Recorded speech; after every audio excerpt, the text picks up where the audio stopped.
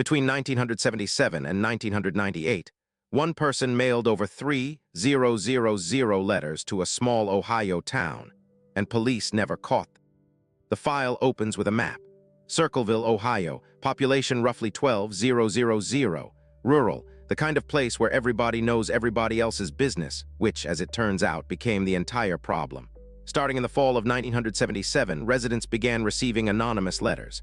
Not hate mail, not threats. Letters accusing people of affairs, exposing secrets, making claims about who was sleeping with whom. The letters were precise. They knew details only an insider would know, and they kept coming. How did one person manage to send thousands of letters over 2 decades without being identified? That's the central question the record preserves. The letters arrived so frequently that residents stopped being shocked. They became routine.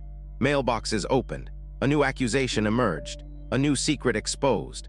The town split into factions, people who believed certain letters, people who didn't, people who became convinced the letter writer was someone they knew.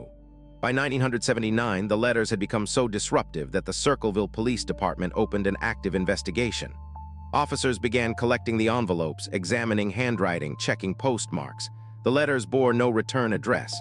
The handwriting varied, sometimes neat, sometimes rushed, sometimes typed. The postmark showed they were mailed from Circleville itself, which meant the writer lived there. The police interviewed dozens of suspects. Nobody confessed. Nobody's handwriting matched definitively. What made the investigation nearly impossible? The sheer volume. Between 1977 and 1998, that's 21 years, the letter writer mailed approximately 3,000 letters. 3,000. The police department was small. Resources were finite. They couldn't stake out every mailbox in town. They couldn't monitor every resident. And crucially, the letters themselves weren't overtly criminal. They were accusatory. They were invasive, but they weren't explicit threats of violence. The psychological toll on Circleville, however, was severe. Marriages ended because of accusations in the letters. Friendships fractured. Parents became suspicious of their children's friends. The entire town developed a paranoia not based on what the letters said, but on the fact that someone somewhere was watching, documenting, remembering, waiting to expose the next person's private life. Trust evaporated. Who did the police suspect? The record shows multiple names surfaced. One man became the focus of intense scrutiny, Paul Freshour, a Circleville police officer himself. In 1994, authorities arrested him.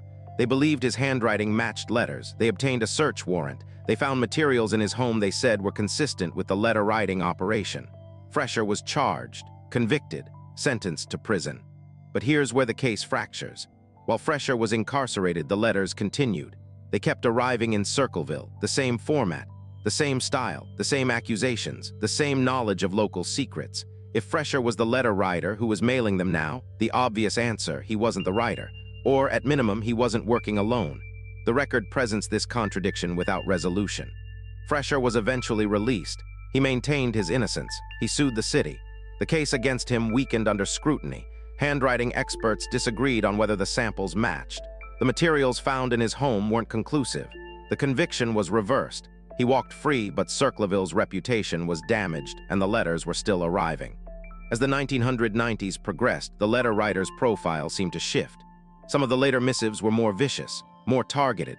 Some included drawings, crude sketches of people's faces. Some contained threats. The tone escalated from gossip to harassment. The writer had been operating for over a decade. They were becoming bolder, or perhaps, as the file suggests, the writer's mental state was deteriorating. In the late 1990s, the letters began to stop. Not abruptly, gradually, the frequency declined. By 1998, the flow had slowed to a trickle, then silence. The writer simply stopped. Whether due to illness, relocation, death, or loss of interest, the record doesn't clarify. The investigation remained open but essentially dormant. Circleville had endured 2 decades of anonymous harassment with no definitive answer. So who wrote the letters? The answer the file preserves is unknown. Paul Freshour may have written some. Someone else may have written others. Multiple people may have been involved. The handwriting variations suggest either that the writer deliberately changed their hand or that different people contributed.